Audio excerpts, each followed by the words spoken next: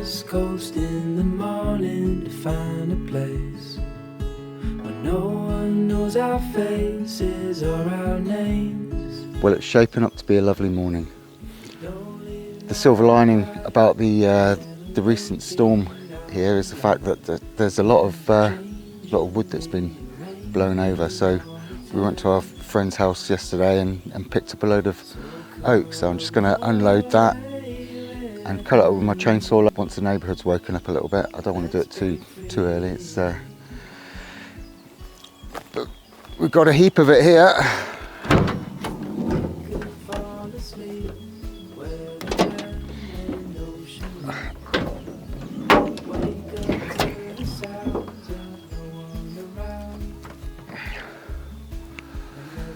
Oh, look at that.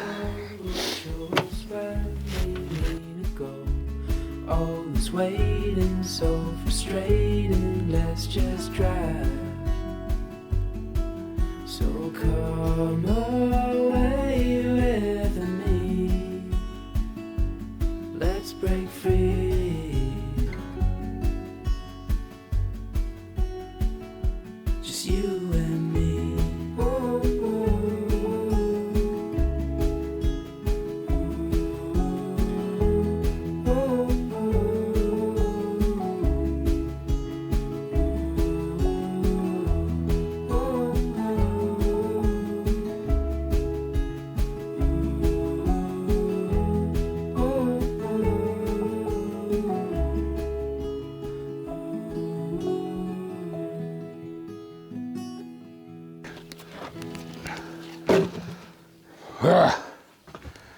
Brilliant.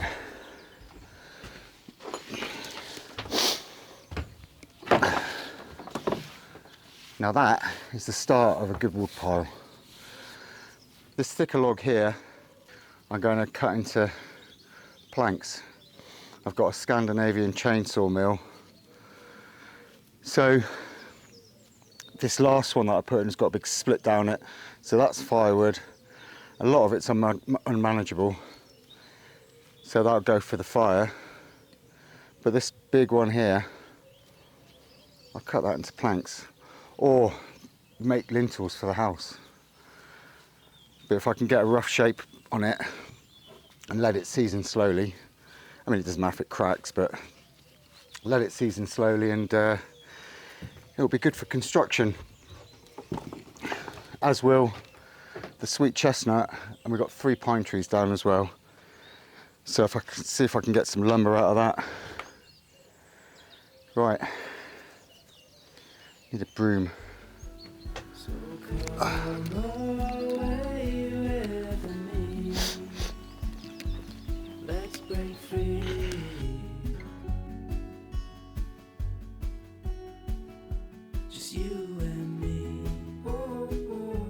An immediate task is getting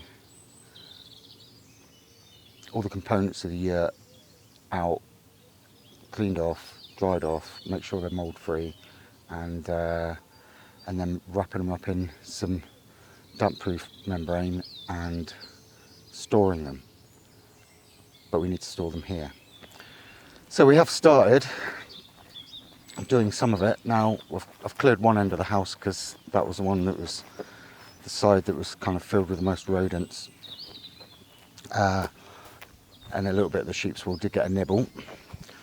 The settee went mouldy, but yesterday I got the power washer out and I power washed the settee, and it's turned out really well. I think it might be a bit streaky, but it's actually got most of the mould off. There's maybe a few bits on the side here. I don't know if you can see that.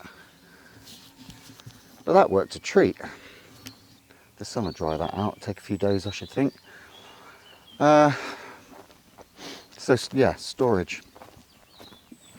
So the storage is going to be in this end of the house here, so we need to clear this out today.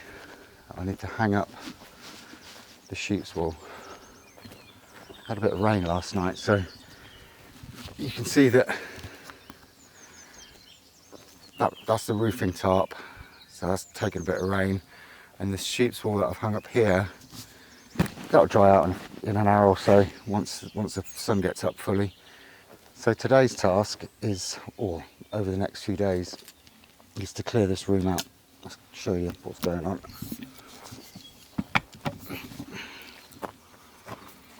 Right, so there's a couple of the sheep's wool insulation sections, so we need to get those out, and then get all this other stuff out that's in storage, and then we can start digging this floor out, and then we'll dig the floor down. We're gonna point up all along the bottoms. I've got to find out how deep these walls go as well, because I shouldn't think there's any foundations on this place, so I need to see exactly how far these walls go down. I don't want to dig too deep and undermine them. We need to start sorting out these poles. We need to assess exactly what damage there is. Get the mould off them. I'll get the power washer out for that again.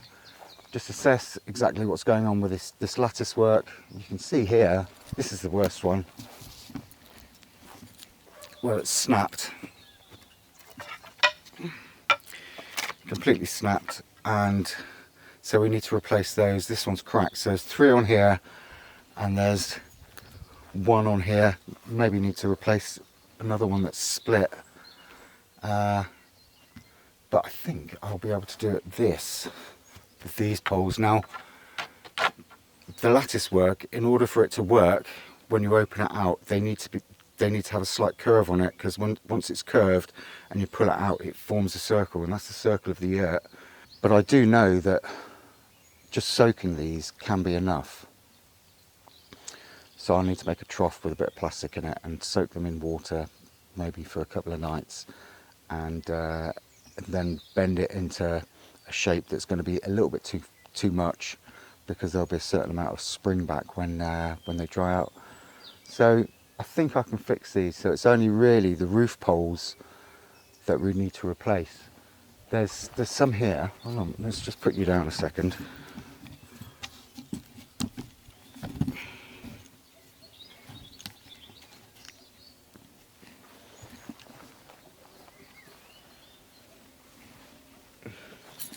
Now, even though these aren't broken, you can see that is bent. So that's scrap. And being that there's only half a dozen that aren't broken, instead of taking any risks, we're just going to replace them. So I think that's going to cost us about 1,800 euros, which is a real pain, because it's money that I could have used in house. But hey ho, you have to do what you need to do. So that's the plan. If I don't get anything done this visit, other than securing that, making it watertight, putting a decent ground floor in there, I think that'll be a good mission accomplished. So let's crack on with it.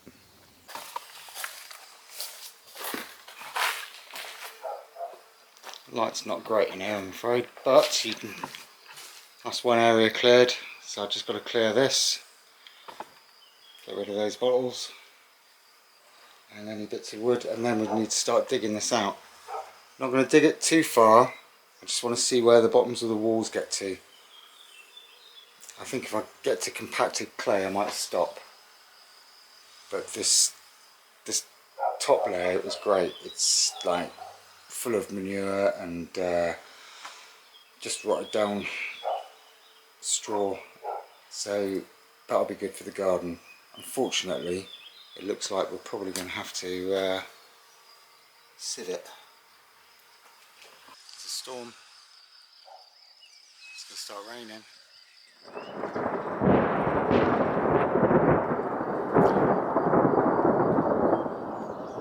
It's pretty close, isn't it?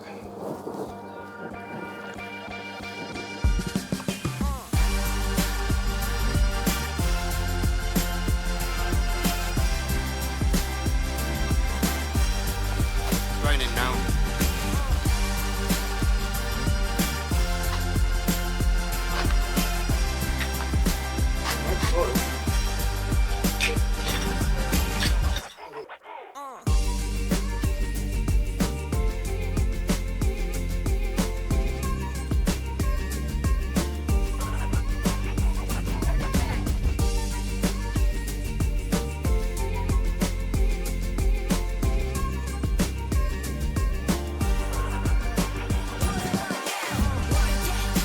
Massive snail shell.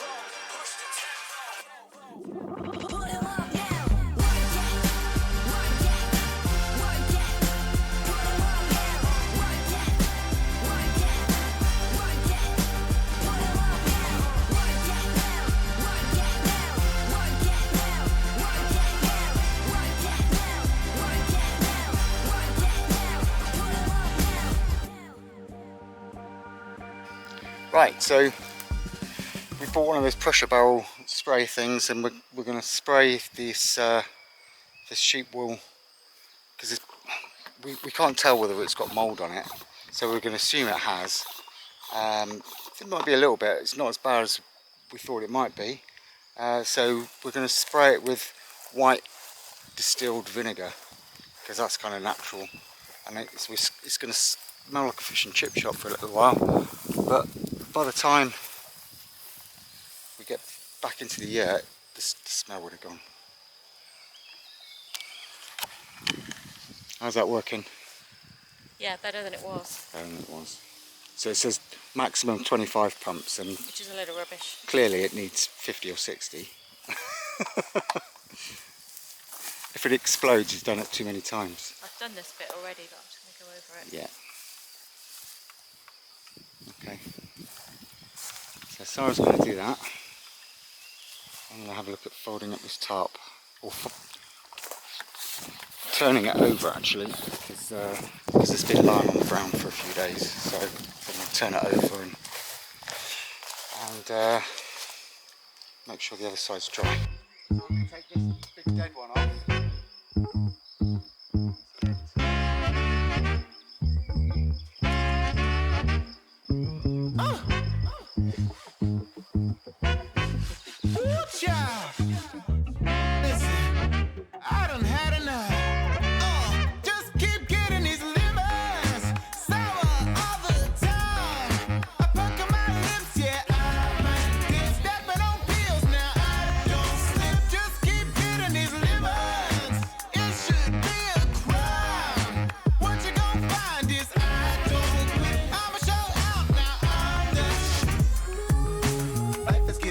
Every second and hour, I think I used to be sweeter, but now I'm feeling too sour. I used to feel on top, and now I'm losing my power. Now I just do it, get a check and get a meal and devour.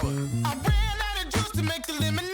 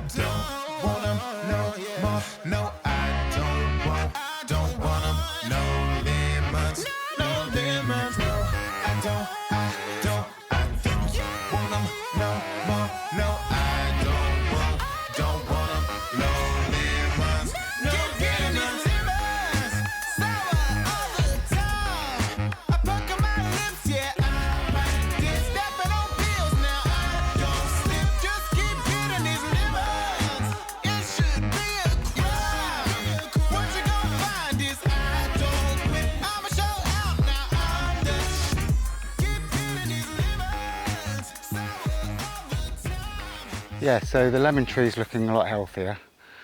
We're gonna sort of cut these bigger branches off. We don't want to do too much at once because it's probably stressed out enough as it is.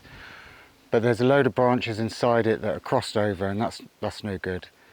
But we've taken the dead stuff and the snap branches. I mean, but it was amazing cutting it because it actually smelled of lemons. The sawdust smelled of lemons. It was amazing. So I'm going to save that. I've got a Tennessee smoker back in the UK, which I'm going to bring over so I can do smoked chickens and what have you, which would be great. And I've got some orange wood as well, so we'll have to see what that's like.